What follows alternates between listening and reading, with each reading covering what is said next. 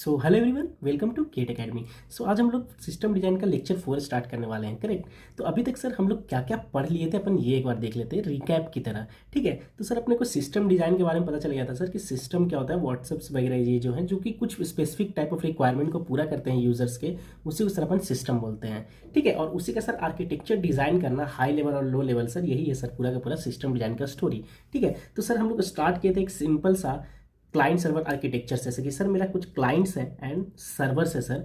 और क्लाइंट क्या करते हैं सर, कुछ रिक्वेस्ट करते हैं सर्वर को और सर्वर बदले में अपने को रिस्पांस देता है। फिर अपन धीरे धीरे बात किए कि सर अगर मेरा सर नंबर ऑफ क्लाइंट्स, दो चीज़ हो सकती है सर कि अगर जैसे नेटफ्लिक्स का एग्जांपल ले सर, तो नेटफ्लिक्स पे sir number of users increase होना स्टार्ट हो गया सर। अगर नंबर ऑफ यूजर्स को अगर हैंडल करना है तो सर उसके प्रोसेसिंग को सर अच्छे तरीके से हैंडल करना पड़ेगा। तो सर उसके लिए सर क्या सोल्यूशन है सर कि मेरा जो सीपीयू है, जो प्रोसेसिंग पावर है सर्वर का, उसको इंक्रीज कर सकते हैं। करेक्ट। उस केस में लगेगा सर अगर मेरे पास नेटफ्लिक्स है और उसका मूवीज, नंबर ऑफ मूवीज अगर इंक्रीज कर रहे हैं सर, ज़्यादा हो गए, तो इसका मतलब सर मेरे को उसको स्टोरेज उसका सर बढ़ाना पड़ेगा। करेक्ट। तो इसका मतलब सर जो मेरे को जो डेटाबेस है उसका, उसकी सर जरूरत पड़ती है यहाँ पे। तो सर हम लोग फिर बात किए सर कि सर्वर जो होता है सर वो एक कंप्यूटर ही तो होता है सर, तो उसमें दोनों चीज़ें, प्रोसेसिंग पावर भी है और स्टोरेज भी है। तो सर अगर मेरे को सर सिंगल चीज़ों को अगर एक्सपैंड करना हो या फिर स्केल करना हो तो सर कैसे करेंगे सर। इसलिए हम लोग वेब सर्वर को मतलब और डेटा टायर को, ये दोनों को अपन लोग सेपरेट आउट कर दिए थे। क्यों? क्योंकि सर अगर मेरे को प्रोसेसिंग बढ़ाना रहेगा सर तो मैं नंबर ऑफ सर्वर्स को इंक्रीज करना स्टार्ट कर दूंगा, और सर मेरे को अगर डेटाबेस बढ़ाना है जिसमें डेटा स्टोर अगर करना है सर, अगर मेरे पास डेटा इंक्रीज हो गया तो मैं डेटाबेस को सिंगली स्केल करूंगा सर। इसलिए सर वो दोनों चीज़ को अपन ने सेपरेट आउट कर दिए। अब यहाँ से अपन बात करने वाले हैं कि सर भाई कैसे स्केल करने वाले हो। करेक्ट। तो सर मेरे पास अब दोनों चीज़ें जो थे, वेब टायर और डेटा टायर, ये दोनों सेपरेट आउट हो चुके थे सर, अलग अलग हमने सेपरेट कर दिया था सर। ठीक है। तो सर अब हम बात करते हैं सर सबसे पहले सर वेब टायर की। वेब टायर का मतलब सर जहाँ पे प्रोसेसिंग होगा, नंबर ऑफ रिक्वेस्ट जो आने वाले हैं सर उसको कैसे स्केल करेंगे, मतलब नंबर ऑफ सर्वर को सर कैसे स्केल करने वाले हैं अगर नंबर ऑफ क्लाइंट्स मेरे बढ़ जाते हैं तो। ठीक है। फिर इसके बाद सर अपन डेटाबेस को देखेंगे सर कि डेटाबेस को कैसे अपन स्केल कर सकते हैं। तो सर स्केल करने का सर दो फंडा है सर अपना। ठीक है सर, एक हॉरिजेंटल स्केलिंग है और एक सर वर्टिकल स्केलिंग है। तो हॉरिजेंटल का मतलब अपन समझते हैं कि हॉरिजेंटल लाइन, और वर्टिकल का मतलब क्या समझते हैं भाई, ये वर्टिकल लाइन। तो इसी से सर अगर अपन वर्टिकल स्केलिंग की बात करें सर, तो वर्टिकल मतलब ये वाला लाइन होता है, इसका मतलब सर तुम स्केल कर सकते हो या तो फिर अप या तो फिर डाउन, इस हिसाब से सर रिक्वायरमेंट्स के बेसिस पे। ठीक है सर। इसका मतलब सर ये होता है सर वर्टिकल स्केलिंग का मतलब कि सर जो तुम आपका जो सर्वर है वो सेम ही है, पहले जो मैं सर्वर यूज कर रहा था वही है सर, लेकिन सर अब मैं उस सर्वर को सर और ज़्यादा पावर दे रहा हूँ और ज़्यादा पावरफुल बना रहा हूँ। कैसे कर रहा हूँ सर कि हो सकता है सर कि उसका प्रोसेसिंग पावर बढ़ाने के लिए सर उसका नंबर मैं सीपीयू इंक्रीज कर दूँ। करेक्ट सर, या तो फिर मैं उसका रैम को बढ़ा दूं, या तो सर मैं उसका स्टोरेज बढ़ा दूं। ये सब करने से सर उसका परफॉर्मेंस इंक्रीज हो गया, तो सर मेरे जो रिक्वेस्ट है अब वो अच्छे तरीके से हैंडल कर पा रहा है सर। ठीक है। तो इसी को सर बोलते हैं स्केल अप करना, या अगर तुम बढ़ा रहे हो सीपीयू, रैम या फिर स्टोरेज को तो स्केल अप कर रहे हो। अगर आपको रिक्वायरमेंट नहीं है, ज़्यादा था, अब देख रहे हो कि सर मेरे को उतना रिक्वायरमेंट्स की जरूरत है नहीं, तो आप इसको कम कर दोगे, तो इसी को बोलते हैं क्या, स्केल डाउन करना। तो या तो फिर आप स्केल अप करोगे या तो फिर आप स्केल डाउन करोगे। और इसमें क्या होता है सर, वर्टिकल स्केलिंग का मतलब कि सर बहुत ज़्यादा पावर देना, अपने सिस्टम का पावर को आप बढ़ा रहे हो। करेक्ट। ठीक है। तो सर इसका भी तो सर एक लिमिट होगा ना सर, कितना आप बढ़ा पाओगे किसी सर्वर के लिमिट को, आप कितना बढ़ा पाओगे, कितना हो सकता है ना सर कि मेरा जो स्टोरेज है सीपीयू एक ही हद तक बढ़ सकता है, रैम जो सर एक ही हद तक बढ़ सकता है, स्टोरेज भी सर एक ही हद तक बढ़ सकता है। लिमिटेशंस होगा, किसी एक सिस्टम को इतना ज़्यादा पावरफुल एक लिमिट तक ही आप बना सकते हो सर। उसको फिर सर हैंडल कैसे करेंगे सर, अगर इस तरीके से हो गया सर कि मेरा एक सिस्टम बहुत ज़्यादा पावरफुल हो गया है और उसका आगे सर इंक्रीज कर ही नहीं सकते, तब भी मेरे को सर नंबर ऑफ यूजर्स बढ़ रहे हैं और मेरे को स्केल करने की जरूरत है, तब अपन पिक्चर में लाते हैं स्केलिंग आउट का मतलब कि सर हॉरिजेंटल स्केल का। हॉरिजेंटल मतलब ये तो स्केल इन और स्केल आउट क्या यहाँ पे अपन को देता है। ठीक है। तो सर इसमें क्या होता है सर कि जो मेरा सर्वर है वो नंबर ऑफ सर्वर को फिर से बढ़ा दो। पहले तो सर मेरा जो सर्वर है उसको जितना पावरफुल कर सको उतना ज़्यादा पावर दे दो उसको। सर एक बार जब पावरफुल हो गया, आप नहीं बढ़ा सकते हो सर, तो नंबर ऑफ सर्वर को तुम इंक्रीज करना स्टार्ट कर दो। एक पहले था उसको एकदम मैक्स टू मैक्स पावरफुल दे दिए, फिर उसको इंक्रीज करो 2 सर्वर, फिर आगे और जरूरत है तो 3 सर्वर, फिर 4 सर्वर, 5 सर्वर, इस हिसाब से नंबर ऑफ सर्वर्स को तुम इंक्रीज करो। इसी को बोलते हैं सर हॉरिजेंटल स्केलिंग। ठीक है। इसका मतलब adding more server into pool of resources में सर आप नंबर ऑफ सर्वर्स को क्या कर रहे हो, इंक्रीज कर रहे हो। ठीक है। तो सर कब कौन प्रीफरेबल है सर, कैसे डिसाइड करेगा, अगर आपका नंबर ऑफ ट्रैफिक्स कम है, अगर आपका नंबर ऑफ यूजर्स जो पहले था, जैसे मान लेते हैं कि पहले नंबर ऑफ यूजर्स आपका 100 था और सर एक सर्वर से काम चल रहा था मेरा। ठीक है। तो सर मेरा 100 से 150 ही यूजर हुए, या तो फिर 120 130 कुछ ही नंबर ऑफ यूजर्स इंक्रीज हुए, तो सर आप नया पूरा का पूरा सर्वर लेने के लिए आप क्यों जाओगे, हॉरिजॉन्टल स्केलिंग के लिए क्यों जाओगे, आप वर्टिकल स्केलिंग करो, मतलब आप मोर अपना जो आपका एक ही सर्वर है उसी को ज़्यादा पावरफुल आप बनाते जाओ। तो इसका मतलब सर अगर मेरे ट्रैफिक अगर मेरा लो है तो सर मैं उस हिसाब से वर्टिकल स्केलिंग मेरे लिए सबसे अच्छा ऑप्शन होगा, क्योंकि मैं अपने पावर देता रहूँगा रोज, ज़्यादा से ज़्यादा पावर जितना मैं दे सकता हूँ उतना मैं अपने रिक्वायरमेंट के बेसिस पे सिंगल सर्वर को ही मैं पावरफुल करता जाऊँगा, ठीक है।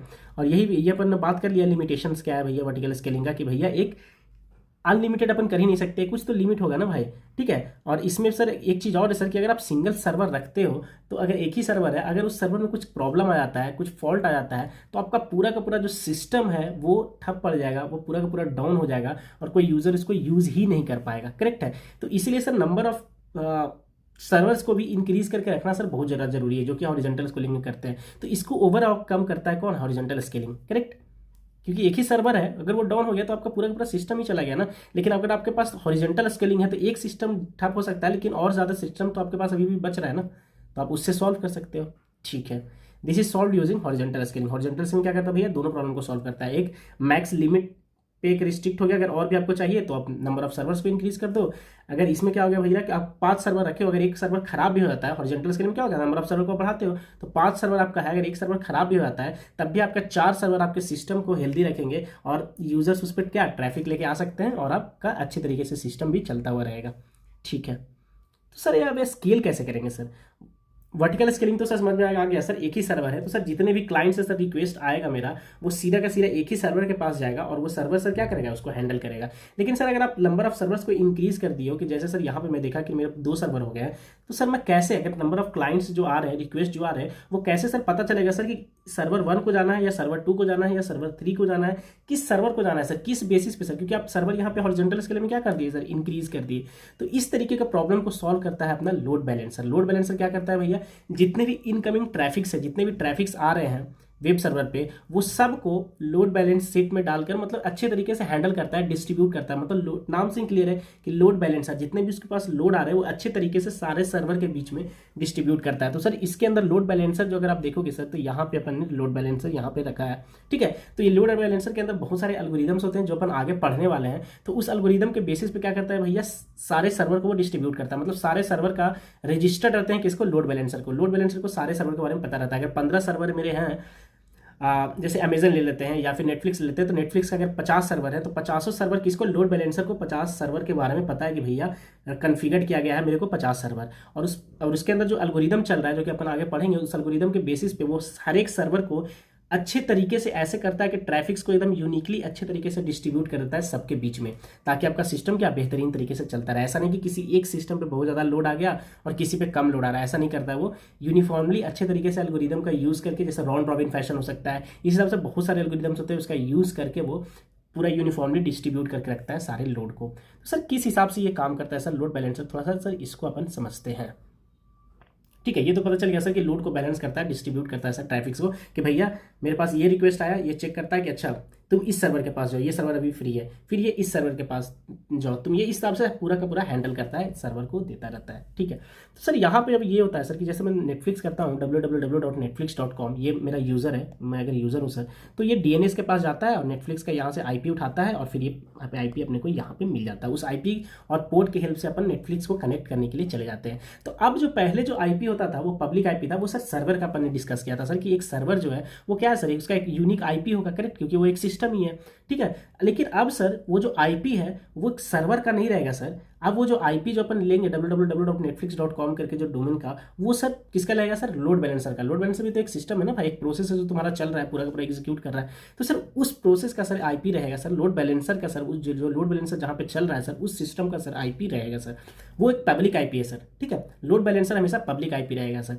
और ये सर जितने भी सर्वर है वो सब कॉन्फ़िगर्ड रहेंगे किससे सर, लोड बैलेंसर से। लोड बैलेंसर को सब सारे सर्वर के बारे में पता रहेगा, क्या पता रहेगा भैया, उनका IP एड्रेस सबका पता रहेगा। और ये जो IP है सर सारे सर्वर का सर, वो सर प्राइवेट IP है। क्यों पर प्राइवेट IP यूज़ किया सर, प्राइवेट IP पहले किसको कहते हैं sir, the IP reachable only to between the server in same network. जो सेम नेटवर्क में जो है सर्वर है जितने भी, बस वही एक दूसरे से कम्युनिकेट कर सकते हैं, उससे बाहर वर्ल्ड के लोग उससे कम्युनिकेट नहीं कर सकते हैं, क्योंकि वो पब्लिक है नहीं। आप एक्सटर्नली कहीं से भी कनेक्ट नहीं हो सकते। अगर आप सेम नेटवर्क में हो तभी आप एक दूसरे से कम्युनिकेट कर पाओगे।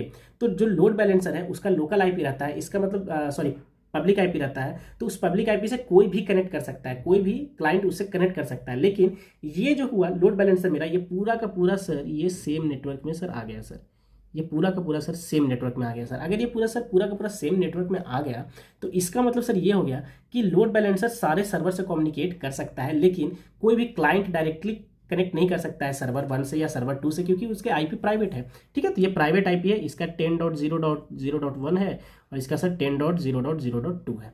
ठीक है, तो user connects to public IP load balancer directly कर सकता है। Web server are unreachable directly by clients, क्यों? क्योंकि प्राइवेट आईपी है। प्राइवेट आईपी क्या करता है भैया, क्यों करते हैं? सिक्योरिटी पर्पस से, क्योंकि वहाँ पे इसको सिक्योरिटी मिल जाता है। तो लोड बैलेंसर कम्युनिकेट करता है हमेशा वेब सर्वर से through private IP, correct, private IP से करता है। तो अब क्या हुआ भैया कि जैसे ही आपका पब्लिक आईपी से आप लोड बैलेंसर के पास आपका रिक्वेस्ट आया और लोड बैलेंसर फिर ये क्या किया भैया, चेक किया कि भैया कौन सा सर्वर अभी फ्री है, क्या सा कौन सा उसमें एल्गोरिदम चल रहा है। उस एल्गोरिदम के बेसिस पे या तो इसको राउट करेगा सर्वर 1 को रिक्वेस्ट, या तो फिर सर्वर 2 को राउट करेगा। वो किससे भैया? प्राइवेट आईपी का यूज़ करके। कोई भी क्लाइंट है जो डायरेक्टली इसको एक्सेस नहीं कर सकता है। ठीक है, तो सर इससे फ़ायदा क्या हुआ? सर इससे फ़ायदा इतना सारा हुआ कि भैया पहले तो सॉल्व कर दिया ये नो फेलियर इशू को। पहला अपन बात की कि सर इससे नो फेलियर इशू अपना सॉल्व हो गया। कैसे सॉल्व हुआ भैया नो फेलियर इशू? कि अब जो है अगर मेरा एक सर्वर खराब भी हो जाता है, तब भी अगर लोड बैलेंसर के पास रिक्वेस्ट आया और ये वाला सर्वर 1 मेरा खराब हो गया, तब भी लोड बैलेंसर क्या करेगा भैया, सिस्टम आपका चलता रहेगा, क्योंकि सारे रिक्वेस्ट सर्वर 2 को जाना स्टार्ट हो जाएंगे। या तो फिर आप नया एक और लाके सिस्टम क्या कन्फिगर कर सकते हो, एक नया सर्वर लाके आप कन्फिगर कर सकते हो लोड बैलेंसर को। ठीक है, तो सॉल्व नो फेलियर इश्यूज तो सॉल्व हो गया भैया कि वो कभी भी ठप नहीं होगा।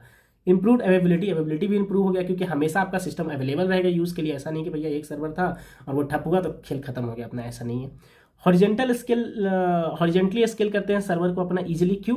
क्योंकि भैया एक नया सिस्टम लाया, जैसे मेरे को लगा कि सर अब मेरे को और भी सिस्टम्स की जरूरत पड़ेगी और सर्वर की जरूरत पड़ेगी, क्योंकि अब ट्रैफिक इंक्रीज हो रहा है। तब आप क्या किए भैया कि एक नया सर्वर 3 लेके आए, बस लोड बैलेंसर से कन्फिगर किए, उसको अपना उसका प्राइवेट आईपी बताया और देखिए आपका यूज़ होना स्टार्ट हो गया। ज़्यादा कुछ झंझट करने की जरूरत नहीं पड़ी, मतलब स्केल करना सर बहुत ज़्यादा ईजी है यहाँ पे। ठीक है सर। तो अब मेरे को सर इतना चीज़ समझ में आ गया सर कि अब वेब टायर मेरा बहुत ही अच्छा दिख रहा है। करेक्ट, वेब टायर क्या हो रहा है भाई कि वेब टायर में क्या होता है सर, दो टायर अपना था, एक वेब टायर था और एक डेटा टायर था। वेब टायर में सर अपन पढ़ लिया सर कि इसको स्केल करने का 2 तरीका है, हॉरिजॉन्टल स्केलिंग, वर्टिकल स्केलिंग।